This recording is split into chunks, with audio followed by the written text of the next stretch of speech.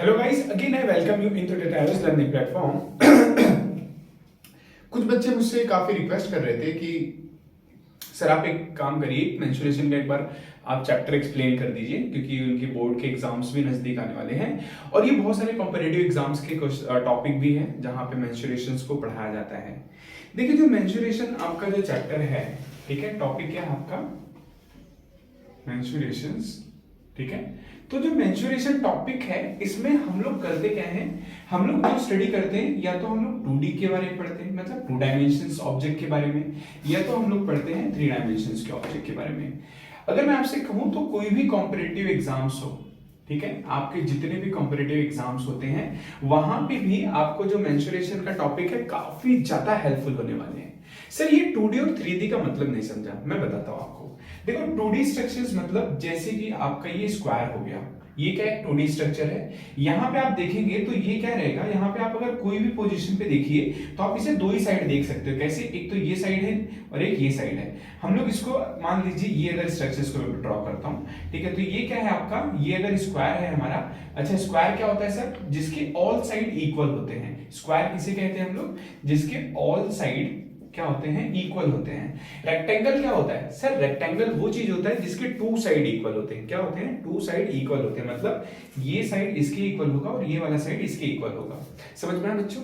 Now अब ये अच्छा 2D स्ट्रक्चर कैसे हुआ सर, 2D स्ट्रक्चर ऐसे हुआ कि यहाँ पे जो आप देखेंगे ये आपकी लेंथ हो गई और ये आपकी हाइट हो गई, ठीक है। इसीलिए आपको ऐसा भी कहा जाता है कि अगर एरिया ऑफ रेक्टेंगल निकालना है तो क्या बोलते थे फॉर्मूला हम लोग, लेंथ इनटू ब्रेथ, आपका एरिया ऑफ रेक्टेंगल भी निकल जाएगा, ठीक है। नाउ ये जो सारे स्ट्रक्चर्स होते हैं ये 2D होते हैं। ये 3D स्ट्रक्चर्स कैसे होते हैं, आप कोई भी बॉक्स को ले लीजिए, ठीक है, कोई भी बॉक्स को अगर ले लीजिए, जैसे फॉर एग्जांपल अगर मैं इसी का एक 3D स्ट्रक्चर्स बनाता हूं, ठीक है, मान लीजिए ये स्क्वायर है, ठीक है, और मैंने एक और यहाँ पे स्क्वायर छोटा सा ड्रॉ किया, तो ये जो हमारा स्ट्रक्चर बन गया ये क्या हो गया, 3D स्ट्रक्चर हो गया। सर बट ये 3D स्ट्रक्चर हुआ कैसे, क्वेश्चन मार्क ये है कि ये 3D स्ट्रक्चर क्यों हुआ और इसका नाम 3D क्यों रखा जाता है। 3D मतलब 3 डायमेंशंस, 3 डायमेंशंस। इसका मतलब इस स्ट्रक्चर्स में अगर हम लोग नोट करेंगे, क्या मैं काम करता हूँ थोड़ा सा बड़ा डायग्राम बना लेता हूँ ताकि जो भी बच्चे हैं उनको काफी अच्छे से समझ में आ जाए। देखिए वीडियो थोड़ा लंबा होगा बट इट्स ओके, क्योंकि बेसिक्स जो हमारा है वो काफी अच्छे से क्लियर होना चाहिए, क्योंकि बेसिक्स अगर क्लियर अच्छे से नहीं होगा तो हम लोग कोई भी चीजें बहुत अच्छे से नहीं कर पाएंगे, ठीक है। मान लीजिए ये हमारा क्या स्ट्रक्चर है, ये हमारा 2D स्ट्रक्चर है, ठीक है। मैं यहाँ पे क्या कर रहा हूँ, मैं 3D स्ट्रक्चर ड्रॉ कर रहा हूँ, ठीक है। ये थोड़ा सा रेक्टेंगल टाइप का लग रहा है बट ऐसा नहीं है, ये रेक्टेंगल नहीं है, ठीक है। तो यहां पे मैं इसे 2D का नाम दूंगा। 2D का नाम क्यों दूंगा, क्योंकि यहां पे मेरे पास ये एक साइड है और ये साइड है, ठीक है, जो कि ये स्क्वायर हुआ तो इसकी ऑल साइड इक्वल हो गई। और एरिया ऑफ स्क्वायर क्या होता है, एरिया ऑफ स्क्वायर होता है side square. Area of square क्या होता है, साइड का उसके स्क्वायर, ये इनका एरिया होता है। बट जैसे मैं इसे मानता हूं, अच्छा इसका नाम क्या है सर, इसका नाम जो है वो क्यूब है। क्या नाम है, क्यूब। जो आप क्यूब सॉल्व करते हो, ठीक है, जो क्यूब सॉल्व करते हो तो उसे अगर आप सॉल्व करते हो तो उसके जितने भी साइड है वो इक्वल होते हैं। इसका मतलब यहाँ पे 3D इसलिए होता है, जैसे ये पॉइंट को आप देखिए, ये पॉइंट दिख रही है तो ये आपकी हाइट हो गई। मैं ऐसे रैंडमली समझा रहा हूं अभी, ठीक है, यहाँ पे तो सारे इक्वल साइड होते हैं, तो ये आपकी हाइट हो गई। यहां से यहां तक आप जो देख रहे हो ये आपका ब्रेथ हो गया। मैं ऐसे नाम लिख देता हूं, ये क्या हो गया, ब्रेथ हो गया। ये जो ऊपर से नीचे आपका हाइट आ रहा है इसे हाइट करेंगे और यहां से जो लाइन गई है इसे हम लोग लेंथ कहते हैं। हम लोग क्या कहते हैं, लेंथ कहते हैं। तो आप किसी भी कॉर्नर को, अच्छा जहां पे ये रखा गया है, जिस जगह पे ये रखा गया है इसे क्या कहते हैं हम लोग, बेस कहते हैं। क्या कहते हैं, बेस। जहां पे ये रखा गया, फॉर एग्जांपल मैंने ये मार्कर लिया है तो मैंने मार्कर कहां रखा हुआ है, मार्कर मैंने हाथ पे रखा हुआ है, तो हाथ जो मेरा वो क्या हो गया, बेस हो गया, ठीक है। इसके जो ऊपर का साइड दिखाई दे रहा है आपको, ये वाला साइड, इसे हम लोग क्या कहते हैं सर, इसे हम लोग टॉप कहते हैं। क्या कहते हैं हम लोग, इसे टॉप कहते हैं। नीचे जो ये साइड दिख रहा है जहां पे रखा गया है पूरा, मतलब ये वाला हिस्सा, इसे हम लोग क्या कहते हैं, इसे हम लोग बेस कहते हैं। सर टॉप हो गया, बेस हो गया, तो बाकी जो बचे हुए साइड हैं ये और एक ये जो सामने की तरफ है इसे क्या कहते हैं, इसे लेटरल एरिया कहते हैं। क्या कहते हैं, लेटरल, ठीक है, क्योंकि ये साइड है ना हमारा। अब जैसे मान लो ये क्लासेस है हमारा, ठीक है, तो ये फ्रंट में एक है, एक बैक में साइड में एक ये और ये, तो लेटरल साइड बोलते हैं। क्या बोलते हैं इसे, लेटरल साइड। वैसे ही जो पॉइंट है, यहाँ पे ये पॉइंट दिखाई दे रहा है, यहाँ पे ये पॉइंट दिखाई दे रहा है, यहाँ पे ये पॉइंट दिखाई दे रहा है, यहाँ पे ये पॉइंट दिखा रहा है, इसे हम लोग क्या कहते हैं, वर्टेक्स कहते हैं। हम लोग क्या कहते हैं, वर्टेक्स। ये वर्टेक्स क्या होता है, जब दो पॉइंट या दो लाइन एक पॉइंट पे आके टच होती है तो उसको वर्टेक्स बोलते हैं। वापस से समझाता हूँ, मान लो एक लाइन यहाँ से आ रहा है, एक लाइन यहाँ से आ रहा है और एक लाइन यहाँ से आ रहा है, तो जहां पे पॉइंट आ रहा है इसको क्या कहते हैं हम लोग, वर्टेक्स कहते हैं। सर एज किसको कहते हैं फिर, सही बात है भाई, एज किसे कहते हैं। मैं आपको इस वीडियो में आपको पूरा बेसिक्स बता रहा हूँ कि कैसे किस चीज को क्या क्या कहा जाता है, ताकि हम लोग जब पढ़े या क्वेश्चंस कभी कभी काफी कॉम्पिटिटिव एग्जाम्स में ऐसे क्वेश्चन आते हैं जहां पे वो डायरेक्टली एजेस वर्टेक्स पूछ लेते हैं, तो थोड़ा सा प्रॉब्लमेटिक हो जाता है। अब देखिए ये दीवार है, मान लीजिए दीवार का एक सिरा ये है आपका, ठीक है, ये एक दीवार का सिरा है, आप क्यूब का सिरा मान लीजिए, और एक ये है। तो जहां पे ये दोनों मतलब कांटेक्ट हो रहे हैं, मतलब ये लाइन दिख रही है आपको, इस लाइन में ये दीवार यहां से आ रही है और ये वाली दीवार यहां से आ रही है, तो ये जो पूरा का पूरा पॉइंट हो गया, इसे हम लोग क्या बोलते हैं, एज बोलते हैं। डिड यू अंडरस्टैंड, इसे हम लोग एज बोलते हैं। तो एज कितने हो गए आपका, अगर कैलकुलेट करोगे आप देखोगे तो एक ही हो गया, दो हो गया, तीन हो गया, चार हो गया, 5 6 7 और 8, 8 आपके क्या हो गए, एजेस हो गए। वर्टेक्स कितने हो गए, जितने पॉइंट्स होंगे सर उतने वर्टेक्स होंगे, समझ में आपको, जितने पॉइंट होंगे उतने वर्टेक्स होंगे। तो ऐसे डायग्राम को हम लोग क्या कहते हैं, ऐसे डायग्राम को हम लोग 3D कहते हैं, और जो ऐसे स्ट्रक्चर्स होते हैं हम लोग इसे 2D कहते हैं। आज हमारी जो दुनिया है वो 3D में है, मतलब 3D इन द सेंस मतलब हम लोग जो भी ऑब्जेक्ट देख सकते हैं उसे 2D में देख सकते हैं, ठीक है। इसके बहुत सारे टाइप है, मतलब इसमें अलग अलग टाइप्स हैं, हम लोग और भी डिटेल में जानेंगे। चलो इसका हम लोग एक काम करते हैं, एक बार फॉर्मूला भी देख लेते हैं, ठीक है। फॉर्मूले से हम लोगों को क्या होगा, थोड़ा सा चीजें बहुत ज्यादा अच्छी समझ में आएंगी, ठीक है। क्योंकि अब देखो फॉर्मूला यार आइदर आप याद करो, एक तरीका तो ये होता है अगर आप नहीं समझ पा रहे हो, और अगर आप नहीं याद कर सकते तो इसके कॉन्सेप्ट को आप समझ लीजिए कि इसका कॉन्सेप्ट कैसे अप्लाई होगा, ठीक है। क्योंकि एक बार आप वो चीज समझ गए तो आप समझ लीजिए सारा फॉर्मूला कर लेंगे। तो सबसे पहले जो होता है वो वॉल्यूम होता है, क्या होता है, वॉल्यूम ऑफ क्यूब, ठीक है। अच्छा सर ये वॉल्यूम का मतलब क्या होता है, मैं आपको समझाता हूं। मान लो ये आपके पास एक छोटा सा ग्लास है, इस ग्लास में जितना अमाउंट ऑफ वाटर जा सकता है, मान लीजिए ग्लास है हमारा, इसके अंदर जितना अमाउंट ऑफ वाटर जा सकता है, मान लो मैंने पूरा ग्लास को भर दिया, पूरा ग्लास को भर दिया पानी से, किस चीज से भर दिया, वाटर से भर दिया। तो जितना अमाउंट ऑफ वाटर है, क्या है, अमाउंट ऑफ वाटर आपके ग्लास के अंदर गया है, उसी को हम लोग क्या बोलेंगे, वॉल्यूम बोलेंगे। इसका मतलब इसके अंदर कोई भी चीज कितना समा सकती है या इसके अंदर कितना वो चीजें जा सकती हैं, उसे हम लोग क्या कहेंगे, वॉल्यूम कहेंगे, ठीक है। क्या कहेंगे, वॉल्यूम कहेंगे। मतलब उसके अंदर कितना पानी भर सकते हैं हम लोग, कितना लिक्विड भर सकते हैं, उसके अंदर कितना मिक्सचर भर सकते हैं, उसके अंदर कितना एयर भर सकते हैं, या उसके अंदर कितने कितने छोटे सारे ऑब्जेक्ट भर सकते हैं, उसे ही हम लोग क्या कहते हैं, वॉल्यूम कहते हैं। देखो वॉल्यूम को निकालने का सिंपल तरीका ये होता है, अच्छा जो कि ये क्यूब है हमारा 3D स्ट्रक्चर है, तो इसमें जितने भी साइड है वो सेम होंगे। हम लोग इसे मान लेते हैं लेंथ, मान लेते हैं कि ये भी हाइट भी जो हमारा लेंथ है, ये भी साइड भी हमारा लेंथ है, और जो यहाँ पे ये पॉइंट आ रहा है ये भी लेंथ है। क्योंकि डायग्राम बहुत हो गया है ऐसा, तो इसलिए मैंने ऐसा बना दिया। तो इसको भी लेंथ मान लेते हैं, इसे भी लेंथ मान लेते हैं, और इसे भी लेंथ मान लेते हैं। और जो हमारा एरिया निकलता है, जब मैं वॉल्यूम की बात कर रहा हूं, तो इसे कैसे हम लोग निकालेंगे, length into length into length, ठीक है। So volume of cube, volume of cube is nothing but l cube. Sir ये कैसा है, हमारे पास फॉर्मूला था a रेज़ टू n का मतलब क्या होता है, a raise to m plus n होता है, ठीक है। Did you understand. तो ये बेसिक्स तरीका था जहां से हम लोग ने क्या पता लगाया, वॉल्यूम ऑफ क्यूब के बारे में, कि जो हमारा वॉल्यूम ऑफ क्यूब होता है वो क्या होता है, सो आपका जो टोटल वॉल्यूम होता है वो एल क्यूब होता है। सर ये जो लेटरल सरफेस एरिया, अगर लेटरल सरफेस एरिया की मैं बात करूं तो वो क्या होगा, सर लेटरल सरफेस एरिया का मतलब मुझे समझ में नहीं आया, मैं आपको एक्सप्लेन करता हूं, ठीक है। लेटरल सरफेस एरिया, तो लेटरल सरफेस एरिया का मतलब क्या हो गया, देखो डायग्राम में तो हमने ये समझ लिया कि इस डायग्राम में ये जो नीचे की तरफ है ये क्या है, बेस है, ऊपर की तरफ सर क्या है, सर ऊपर की तरफ तो टॉप है हमारा। तो टॉप अगर निकाल दिया जाए, बेस निकाल दिया जाए, तो आपके पास साइड कितने बचे हैं, टोटल 4 साइड बचे हैं, ठीक है। तो 4 साइड, और हमें पता है एरिया ऑफ स्क्वायर निकालना हो तो क्या होता है, अगर मैं आपसे वापस से वही थोड़ा सा दोहराना चाहूंगा कि मैंने आपसे कहा कि एरिया ऑफ स्क्वायर निकालना है तो आप तुरंत बोल दोगे सर एरिया ऑफ स्क्वायर का मतलब क्या होता है, साइड स्क्वायर होता है। इसका मतलब क्या, जो लेटरल सरफेस एरिया होता है, लेटरल साइड होता है या सरफेस एरिया होता है, मतलब एक ये जो सामने की तरफ दिखाई दे रहा है, एक यहाँ पे एक पीछे की तरफ, और ये तो ये होगा 4l स्क्वायर। क्या हो गया, ये 4l स्क्वायर हो गया। तो पहला हमारा वॉल्यूम था, दूसरा हमारा लेटरल सरफेस एरिया था। अब तीसरा तो मेरे पास एक ही चीज बचा है, टोटल सरफेस एरिया। मतलब अगर मैं ये आपसे कहता हूं कि मुझे सर ये बेस का भी बता दीजिए सरफेस एरिया और इसका ही बता दीजिए, तो यार साइड कितनी हो गई क्यूब की, साइड तो 6 हो गई, और आपका एरिया ऑफ स्क्वायर क्या होता है, साइड स्क्वायर होता है, तो आपको कर क्या लेना है, 6l स्क्वायर।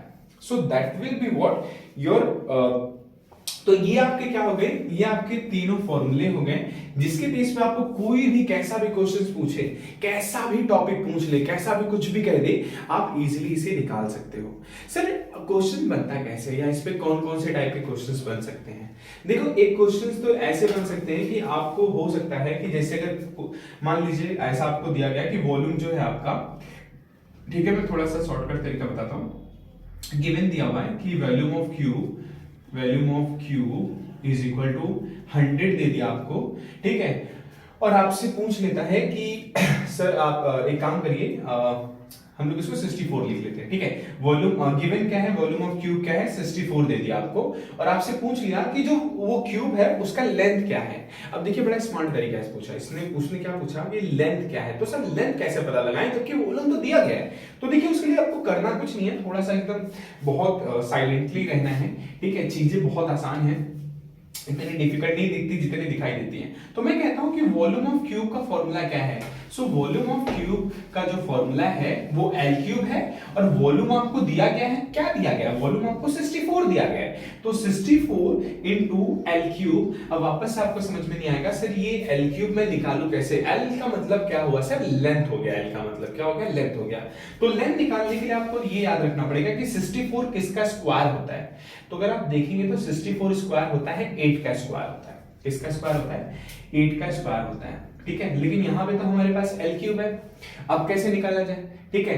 तो आप एक काम करिए, आप इसे थोड़ा सा ब्रेक डाउन कर लीजिए, 8 into 8 is equal to L square into L, ठीक है। आप इसको थोड़ा सा और चाहिए तो ब्रेक कर सकते हैं, जैसे 2 इंटू 2 इंटू 2, ठीक है। सो यहां पे भी क्या हो जाएगा, ये 2 into 2 into 2 is equal to L cube. थोड़ा सा क्वेश्चन अभी बड़ा हो जाएगा, कैसे पता है, देखिए 2 2 4 4 2 8, 2 2 4 4 2 8, इसका मतलब यहाँ पे निकल के क्या आएगा, मैं थोड़ा सा कुछ इरेज कर देता हूँ ताकि मैं होप सो कि आपने ये फॉर्मूला लिख लिया होगा, तो मैं इसको थोड़ा सा इरेज करके आपको इस क्वेश्चन का सोल्यूशन मैं बता देता हूँ। थोड़ा सा एक्स्ट्रा जाएगा दिमाग लगाना, और कुछ नहीं है, बहुत ईजी सवाल है। तो ये हो जाएगा, देखिए हमारे पास जैसा मैंने फॉर्मूला लिखा था a रेज़ टू m क्या होता है, पावर में ये ऐड हो जाता है, मतलब दोनों वैल्यू अगर सेम है ये वेरिएबल, तो इनके पावर जो होते हैं वो ऐड हो जाते हैं, ये हमारा बेसिक कॉन्सेप्ट था। तो अब यहाँ पे होगा क्या सर, यहाँ पे होगा ये 2 रेज़ टू 6 हो जाएगा, कितना हो जाएगा 2 रेज़ टू 6, कैसे हुआ sir, 2 into 2 into 2 into 2 into 2 into 2, 2 2 जा 4, 2 2 जा 4, 2 2 जा 4, 4 4 जा 16, 16 4 जा sir 64 is the correct answer, मतलब 2 रेज़ टू 6 को मैं 64 लिख सकता हूं, ठीक है। तो चलिए यहां पे मैं 2 रेज़ टू 6 लिख देता हूं, और यहां पे क्या था, L क्यूब था।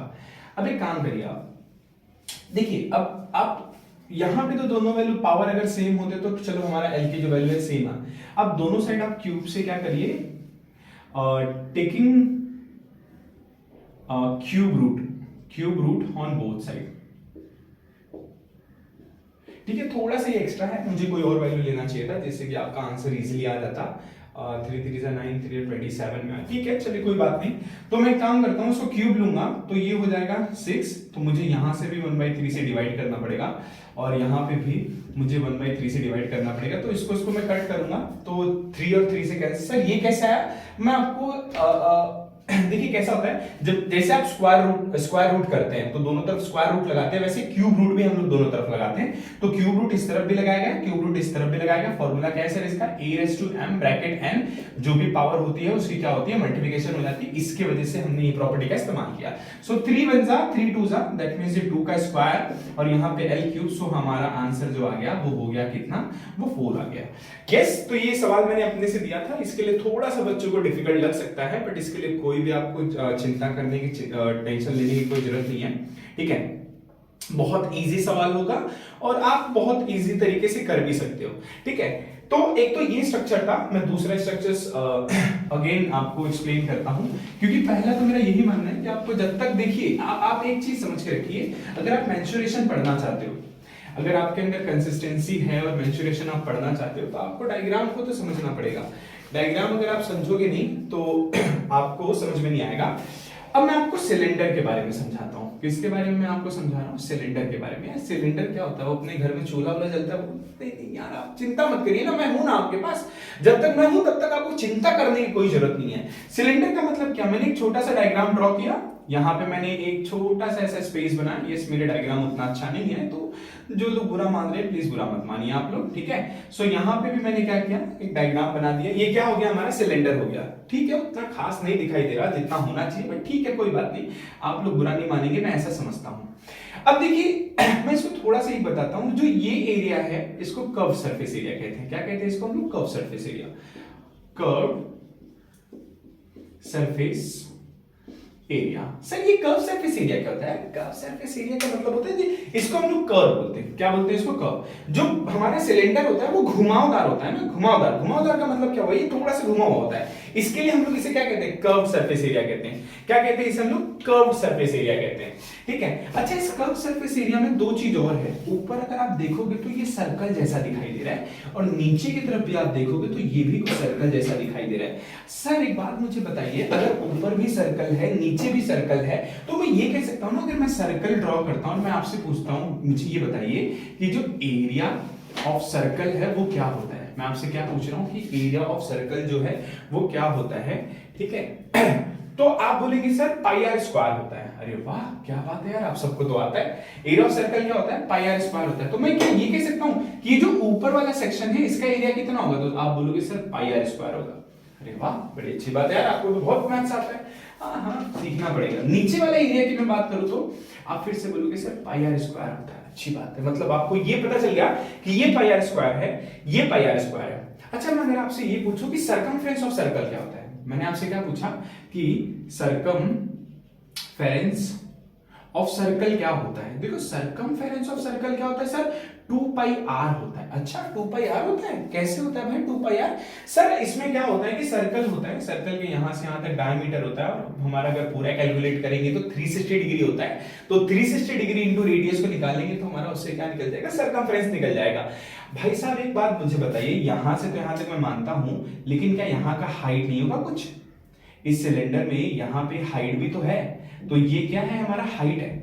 तो अगर मैं आपसे ये कहूं कि कर्व सरफेस एरिया क्या हुआ, भाई सरकमफ्रेंस ऑफ सर्कल तो है आपके पास, ये क्या है सर्कल है। जैसे सिक्का मैंने रख दिया ना, 1 सिक्का 2 सिक्का 3 सिक्का 4 सिक्का, सिक्का सिक्का, आप सिक्का रखते तो जा रहे हो। मैं अगर आपसे ये पूछूं कि इनका सरकमफ्रेंस क्या है, तो आप तुरंत बोल दोगे सर 2 पाई आर होता है।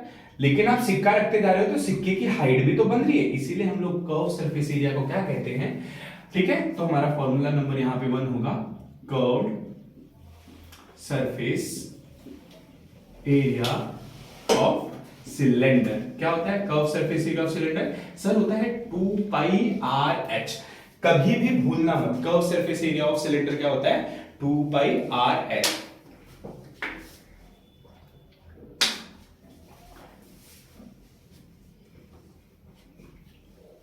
ठीक है, सॉरी फॉर डिले।